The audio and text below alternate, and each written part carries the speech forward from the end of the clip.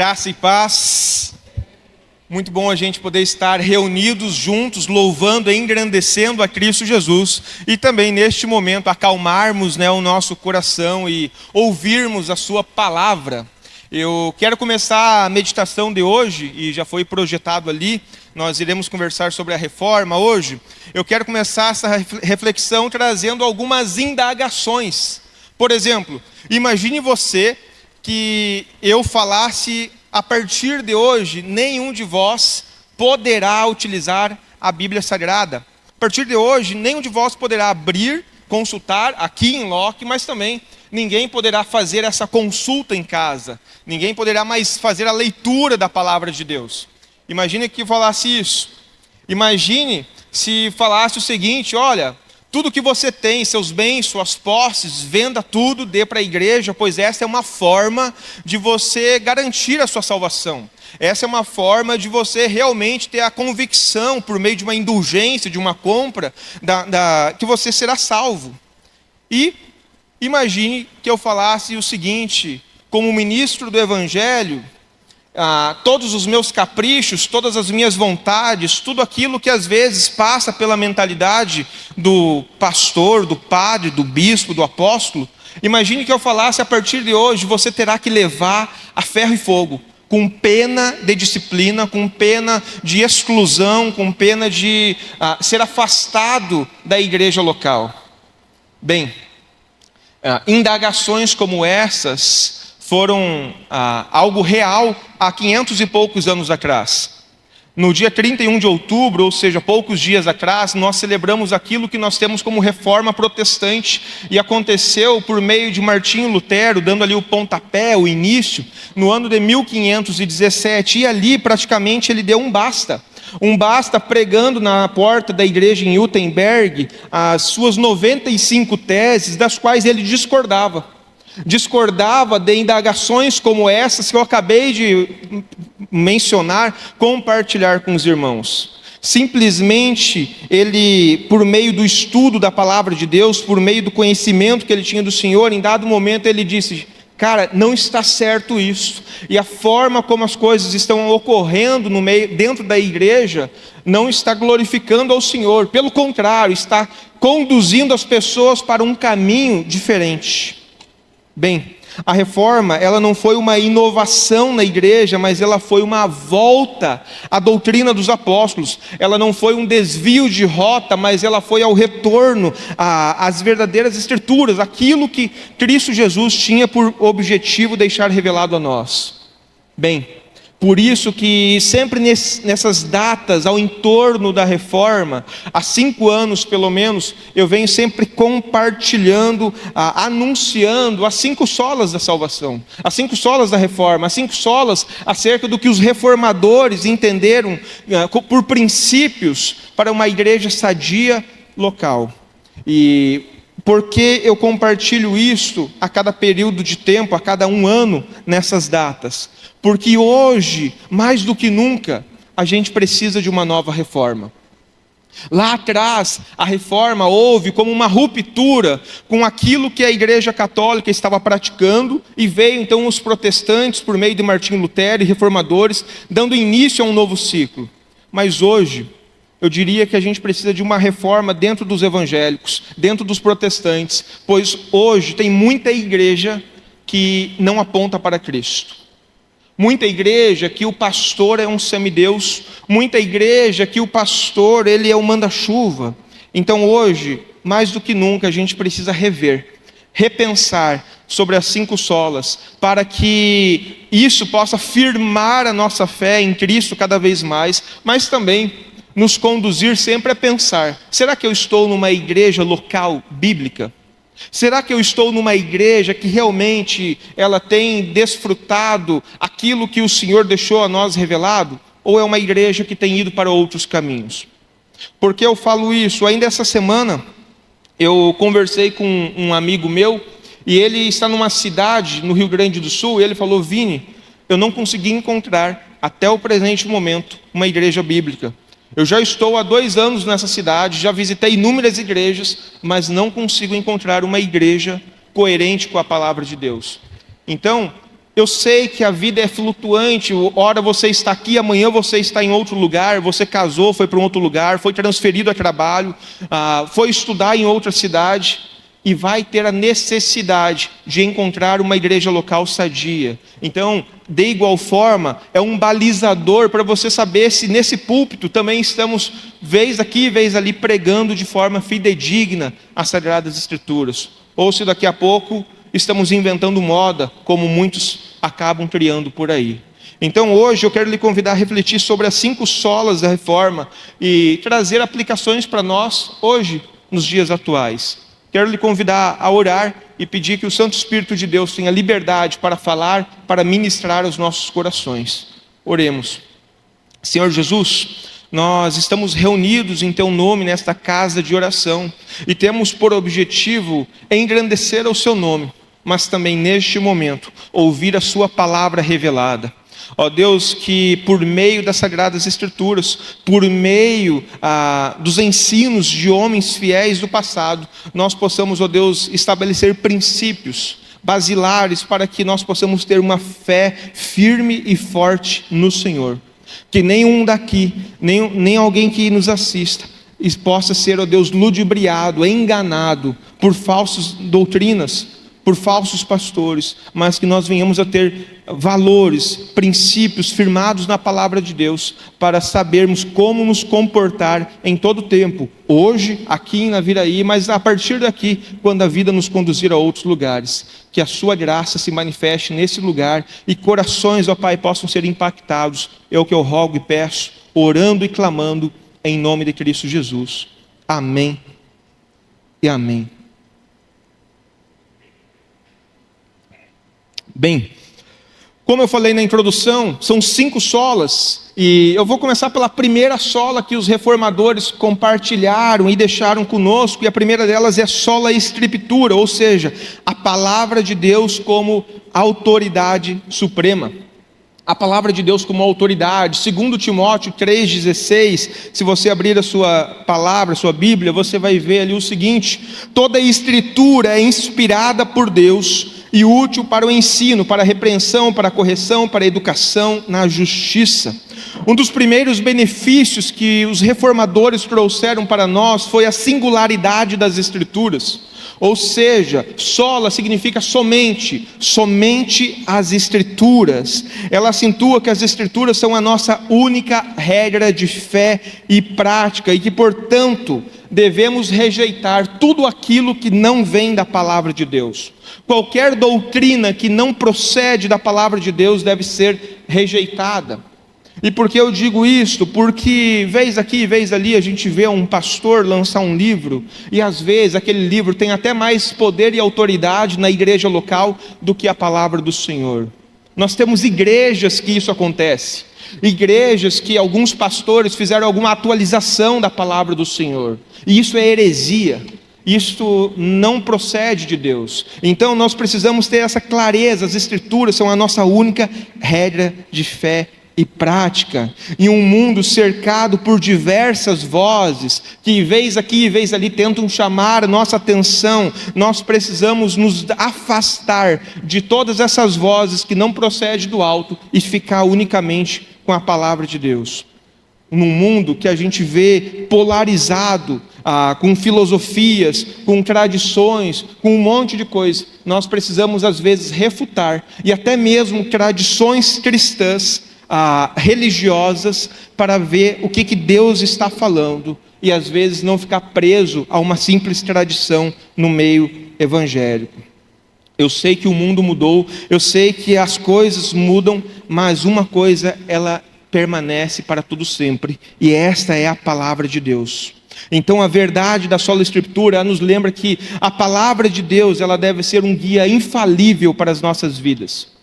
Ela deve ser o nosso manual de vida, ela deve ser o nosso guia. Afinal, a palavra ela é inspirada, inerente, infalível, mas também ela é suficiente. Ela é suficiente. Ou seja, tudo o que nós precisamos, a gente encontra na palavra de Deus. Todas as respostas para os nossos dilemas, a gente encontra na palavra de Deus. Mas aqui vem um detalhe: a gente só vai encontrar essas respostas se a gente tiver intimidade com ela. Ou seja, a gente precisa fazer leitura, a gente precisa meditar, a gente precisa se debruçar em cima dela, para a partir daí, quando tiver alguma indagação, saber, peraí, a palavra de Deus diz isso, a palavra de Deus diz aquilo. Então, a gente precisa realmente entender isso. A Bíblia, para os reformadores, ela era a voz final e única. Qualquer outra fonte de autoridade não iria competir com a Bíblia em momento algum. Ou seja, poderia ser o rei, poderia ser o sacerdote, poderia ser o imperador, poderia ser quem for. A palavra dele estaria sempre abaixo da palavra de Deus. Bem, isso nos chama atenção, porque não são as nossas experiências que vão legitimizar a Bíblia, mas é a Bíblia que vai legitimizar as nossas experiências. Em um mundo onde a gente vê cada vez mais emoção e acredita que as emoções vão legitimizar um lugar de avivamento, a gente vai ver que às vezes barulho não significa avivamento. A gente vai ver que às vezes é apenas um fogo estranho, mas não um fogo que procede do Senhor. Bem, aplicação para o Vinícius e para cada um de nós. Crie o hábito, meu irmão e minha irmã, de refletir na palavra do Senhor. Homens tementes ao Senhor, eles deram as suas vidas para que ela pudesse estar hoje nas suas mãos. Não faça dela um utensílio ao lado da cama. Não faça dela algo para escorar a porta, para a porta não bater. Mas faça dela o livro mais importante da sua vida. O manual da sua vida, onde você vai encontrar ali todas as indagações e respostas para o seu dia a dia, para o seu dilema. O salmista vai dizer lá em Salmo 119, versículo 105, lâmpada para os meus pés é a tua palavra e luz para o meu caminho. A Bíblia nos guia nas decisões diárias, mas também ela nos afasta dos erros. Então, a primeira coisa que me chama a atenção dos reformadores é que eles colocaram toda e qualquer pessoa que um dia quis ocupar o lugar da revelação de Deus em segundo plano. A Bíblia é suficiente. Não importa o pastor, não importa se é padre, bispo, papa, apóstolo, o que seja. Ele não tem poder e autoridade para mudar uma palavra sequer das Sagradas Escrituras. Ela é suficiente. Qualquer homem, qualquer pessoa que fizer isso é um herege. Bem, primeira coisa, isso aí. Então, a Bíblia nos guia nas decisões e nos afasta dos erros. Segundo lugar, sola fide, justificado somente pela fé. Sola fide, justificado somente pela fé. Romanos 3, abra a sua palavra aí, Romanos 3, versículo 28, vai dizer: concluímos, portanto, pois que o homem é justificado pela fé, independentemente das obras da lei. O grito da reforma foi que a justificação vem somente pela fé em Cristo Jesus. A justificação vem somente pela fé. Não é pela meritocracia, não é pelas obras. João Calvino, ele vai dizer que a fé é o instrumento pelo qual recebemos a justiça de Cristo. Ou seja, nós não somos aceitos por causa das nossas boas obras. Nós não somos aceitos porque nós somos pessoas boas.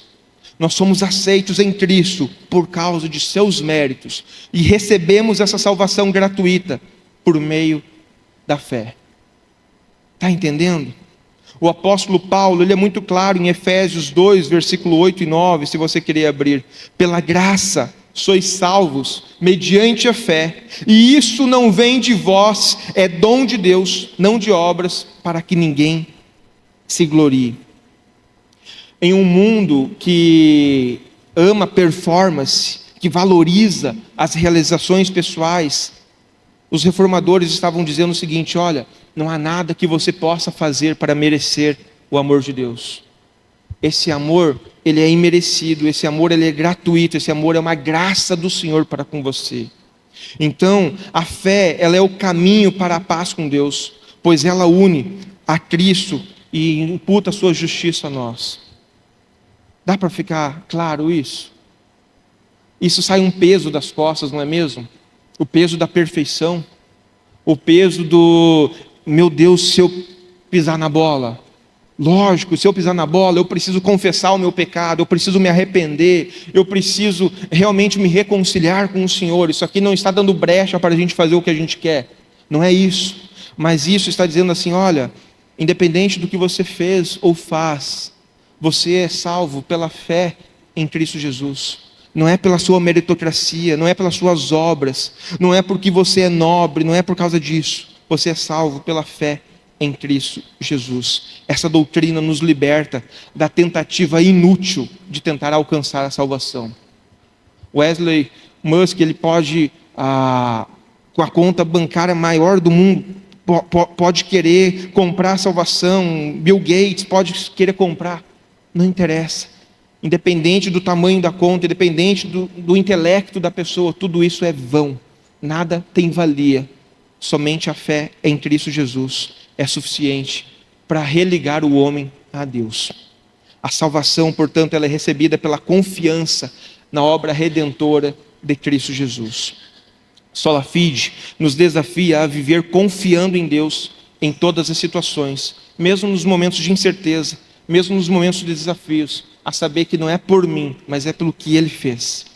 Lutero já falava lá atrás, há 500 anos atrás, a fé é uma confiança viva e ousada na graça de Deus.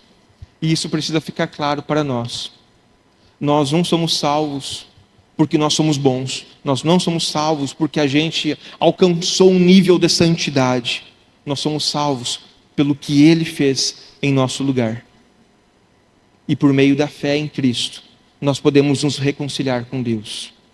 Bem, aí a gente está em sequência justamente a terceira sola, que tem tudo a ver com isso que a gente acabou de ver, que é a sola gratia, salvos pela graça e nada mais. Eu e vocês somos salvos pela graça divina. Efésios 2, como a gente leu agora há pouco, diz: porque pela graça sois salvos por meio da fé, e isto não vem de vós, é dom de Deus. Em terceiro lugar, eu chamo a sua atenção então para a singularidade da graça. A doutrina da sola gratia, ela vai afirmar que a salvação é um dom divino. É Deus quem dá. Ela nos lembra que é Deus quem dá esse presente imerecido a nós, pobres mortais pecadores. Em um tempo de indulgências, aonde a igreja exigia recursos, posses, bens, em um tempo de indulgências, aonde a igreja vendia a salvação, esses reformadores estavam pregando a graça como o fundamento da redenção. E por seguinte foram perseguidos, mortos, muitos deles entregaram suas vidas para que hoje eu e vocês pudéssemos estar aqui, tendo essa base como fé. Bem, Agostinho certa vez disse: a graça de Deus não encontra homens aptos para a salvação, mas os torna aptos a recebê-la. Os torna aptos a recebê-la. A doutrina da graça nos lembra que eu e vocês somos incapazes. Por nossas condições, nós seríamos condenados. Pelas nossas condições, nós estaríamos mortos. Mas pelo que Cristo fez na cruz do Calvário, pelo sangue derramado em meu favor, em seu favor, nós podemos nos achegar até Ele. Deus nos amou quando éramos fracos, ímpios, pecadores, imundos, inimigos de Deus. Essa é a realidade. Por pior que seja, mas essa é a realidade. Deus nos amou quando nós não tínhamos nada. Deus nos buscou quando nós estávamos perdidos. Deus nos deu vida quando nós sequer éramos merecedores. A palavra do Senhor em Tito, se você querer abrir aí, Tito capítulo 3, versículo 5, vai dizer: não por obras de justiça praticadas por nós, mas segundo a sua misericórdia, Ele nos salvou. Toda a nossa redenção depende inteiramente da graça de Deus. Do início ao fim, da graça de Deus. No momento que você achar que você é capaz, no momento que você achar que você é bom, no momento que você achar que porque você toma boas escolhas no seu dia a dia, você simplesmente está rasgando com o Evangelho.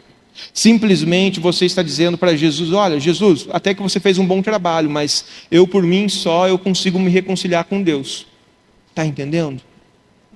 Não há ninguém neste auditório, a começar por mim, não há ninguém que nos assiste que estaria apto. A salvação é uma graça divina, é um presente divino e tudo mais. Em uma cultura que valoriza o mérito, eu e você somos desafiados a entender que nós não somos bons. Em uma cultura que um quer se achar superior ao outro, nós temos que olhar para o lado e ver, olha, somos tudo farinha do mesmo saco, tudo pecador. E eu digo isso, a começar por mim, eu não sou mais santo do que nenhum aqui. Somos tudo farinha do mesmo saco. Está entendendo? A nossa resposta, portanto, deve ser uma vida de gratidão a Deus. Porque se fosse pelo o seu mérito, você não seria salvo. Se fosse pelo meu mérito, eu não seria salvo. Mas, como é por causa do que Cristo fez, então eu e vocês temos razão suficiente para, a partir de então, agradecer a Deus e viver uma vida de gratidão ao Senhor. Viver uma vida de gratidão. A nossa resposta, portanto, deve ser amar as pessoas como Cristo amou. Perdoar as pessoas como Cristo perdoou. Porque no momento que eu acho que a pessoa não é digna de receber perdão, eu estou me achando superior a ela. E aí já começam os problemas. Se nós somos farinha do mesmo saco, se nós não somos melhor do que ninguém, a gente já começa a entender que só existe um bom e é Cristo Jesus. Espero que isso tenha ficado claro. Eu e vocês devemos viver uma vida de gratidão e agradecer a Deus todos os momentos. Em quarto lugar, a quarta sola, ela para mim ela é muito interessante, porque a quarta sola ela vai romper com o nosso mundo vigente. A quarta sola ela vai chamar a atenção em um mundo que quer chamar a atenção para líderes, em um mundo que quer chamar a atenção para que homens super ungidos são o acesso a Deus. A quarta sola, que já tem mais de 500 anos, ela vai mostrar que só existe um caminho. Não é o bispo, não é o apóstolo, não é o padre, não é o pastor, não é o reverendo, não é homem ou mulher algum. É somente Cristo. Solos Cristos, Cristo é o único mediador.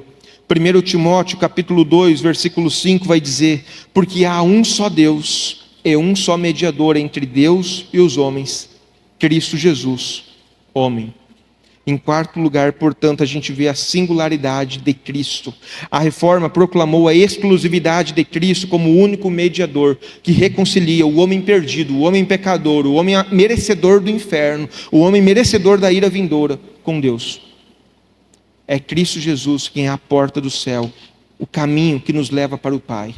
Foi por meio da morte dele, foi por meio do sangue dele que o véu foi rasgado. E eu e vocês, por meio da fé em Cristo, podemos nos reconciliar com Deus Pai. Calvino, ele disse certa vez: somente Cristo é suficiente para reconciliar o homem com Deus. Somente Cristo. E isso precisa ficar claro para nós, porque hoje a gente vê super ungidos. Se você acessar o YouTube, se você acessar o Instagram, se você acessar algumas redes sociais, você vai ver homens que eles já ocuparam o lugar de Jesus. Hereges, homens que acreditam ser eles mediadores da sua igreja local, do seu rebanho, para que aquelas pessoas sejam salvas. Heresia. Jesus é o único Salvador e não há nenhum outro nome dado entre os homens pelo qual importa que sejam salvos. Nenhuma instituição, nenhum sacramento, nenhuma pessoa pode ocupar o lugar de Cristo. Você não é salvo porque você está ligado a recomeçar. Isso era o que os reformadores estavam dizendo. Em um mundo que era pregado que as pessoas eram salvas por estarem ligados à igreja em Roma, os reformadores estavam dizendo: não, vocês são salvos por estarem ligados a Cristo, não à igreja local. Sim, Hebreus vai dizer que nós não podemos nos afastar da comunhão dos santos, nós devemos estar em comunhão, mas não é porque você está aqui que você é salvo. Não é porque você é membro de uma igreja que você é salvo. Não é porque você é membro da Recomeçar que você é salvo. Está entendendo? Nenhuma igreja, nenhum sacramento, nenhuma pessoa pode nos afastar do amor de Deus. E isso precisa ficar claro. Somente Cristo é o caminho, somente Cristo é a verdade, somente Cristo é a vida eterna.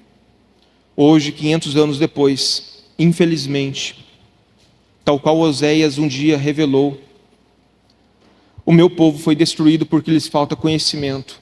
A gente vê pessoas indo a passo largo para o inferno, porque elas não têm uma conexão com Cristo.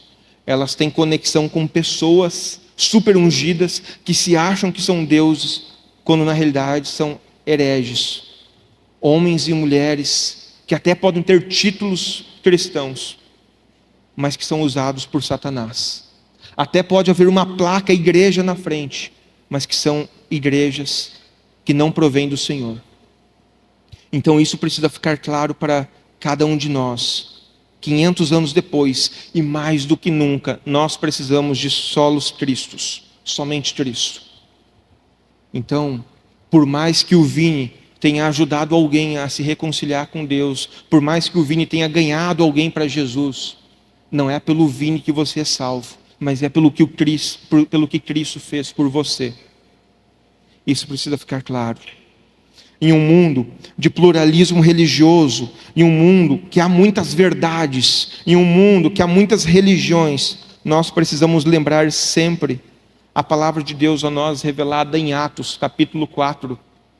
Abra aí, Atos capítulo 4, versículo 12, aonde diz: e não há salvação em nenhum outro, pois debaixo do céu não há nenhum outro nome dado entre os homens pelo qual devamos ser salvos, senão unicamente quem? Cristo Jesus. Cristo Jesus. Não há salvação em nenhum outro. E por fim, a quinta sola, e ela é tão importante porque ela desconstrói o nosso ego e a nossa vaidade. Assim, a quinta sola, ela fala: só lhe deu glória, toda glória somente a Deus. Ou seja, isso tira a nossa vaidade. Se existe alguma coisa de boa em nós, é Cristo. Tudo que é de mal que existe, pode ter certeza que é o Vinícius. Tudo que tem de mal é o Vinícius. Mas se existe alguma virtude, alguma coisa boa no Vinícius, é Cristo. Então, isso precisa ficar claro para nós. Romanos 11, versículo 36, vai dizer: porque dele, e por ele, e para ele, são todas as coisas, glória, pois a ele, eternamente. Em quinto lugar, a singularidade, portanto, de Deus. Tudo foi criado por Deus e tudo existe para a glória de Deus.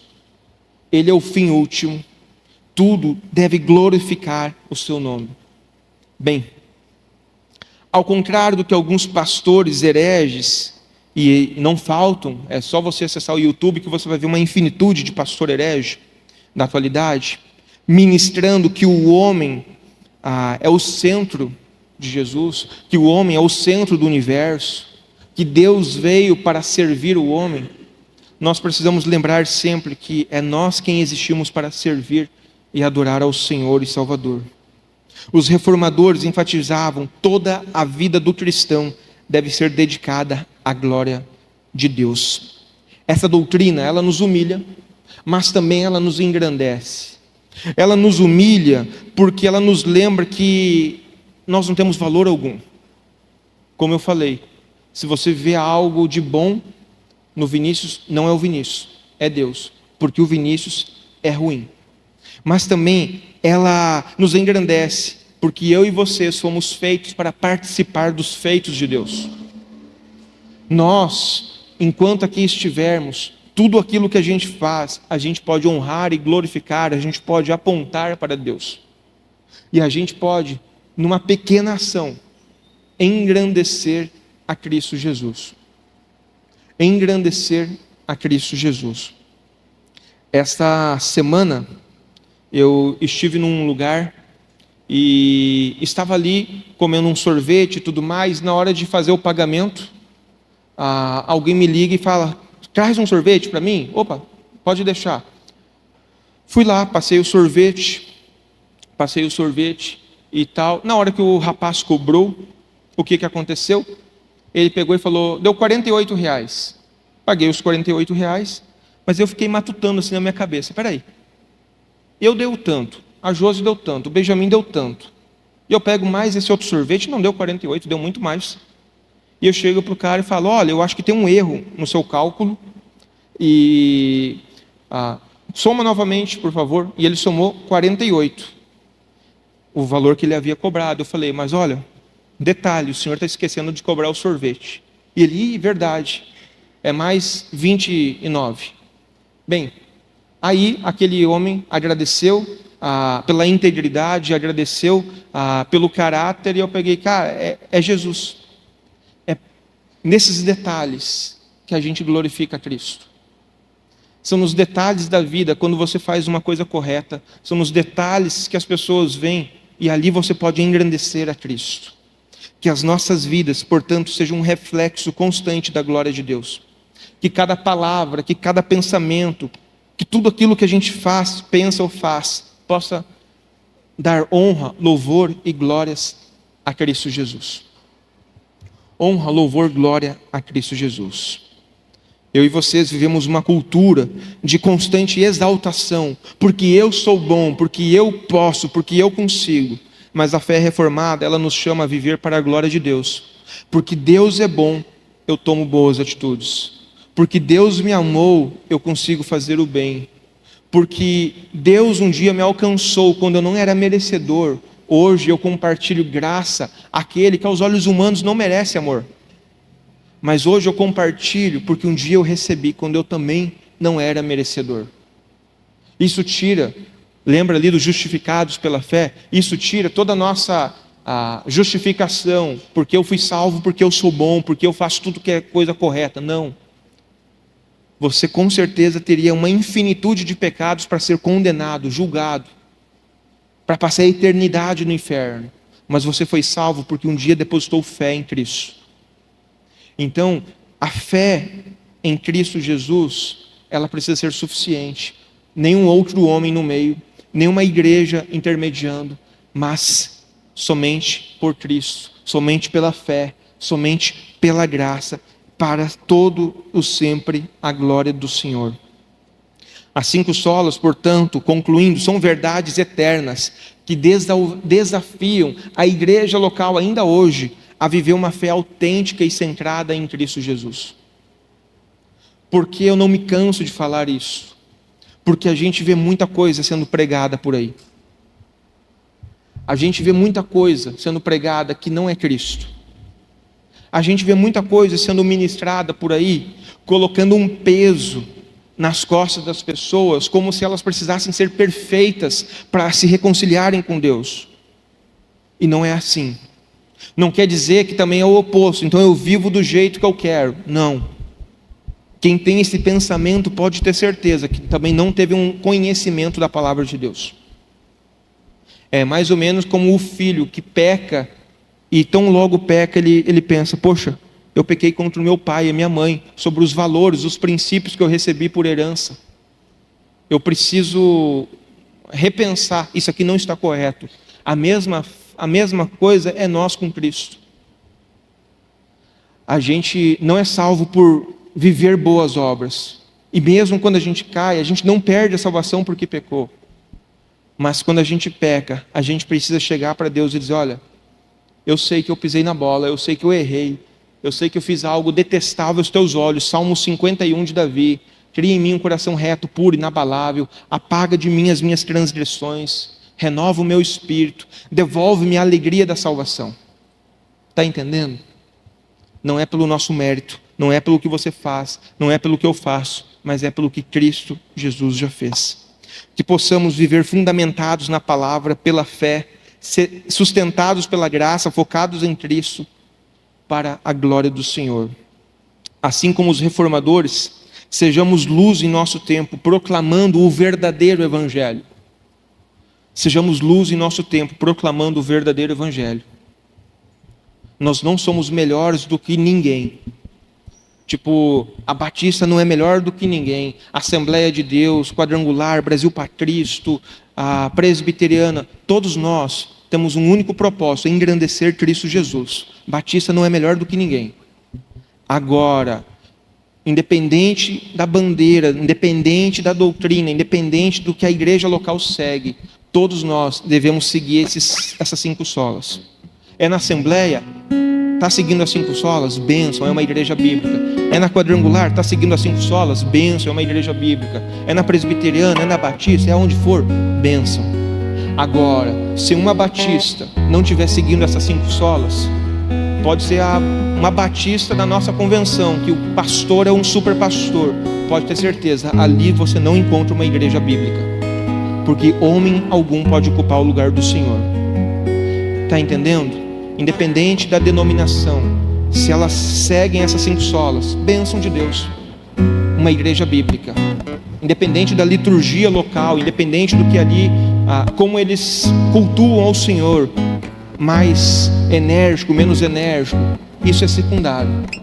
Mas essas 5 solas precisam ser uma verdade em qualquer igreja. Então, hoje eu te desafio a pensar: você está no lugar correto? Aqui é uma igreja bíblica aos seus olhos? Se é, bênção de Deus. Se não é, tenha sempre a liberdade de chegar: pastor, peraí, teve uma palavra ali que eu não concordo com o senhor e eu gostaria de conversar para tirar uma dúvida. E eu digo, é importante, nós não queremos manada que não pensa, nós queremos membros tal qual os bereanos que pensavam, pessoas que pensam, para saber por que estão aqui. E por que eu falo isso? Porque eu sei que a vida é dinâmica. Hoje você está aqui, amanhã você casa, amanhã o concurso te leva para um outro lugar, amanhã você vai para um outro lugar. E aí, daqui a pouco, se você não tem essa base, amanhã você é enganado, ludibriado, e amanhã você se afasta dos caminhos do Senhor, porque estava cultuando em uma igreja que de igreja só tem a placa, mas que estava longe do Senhor há muito tempo.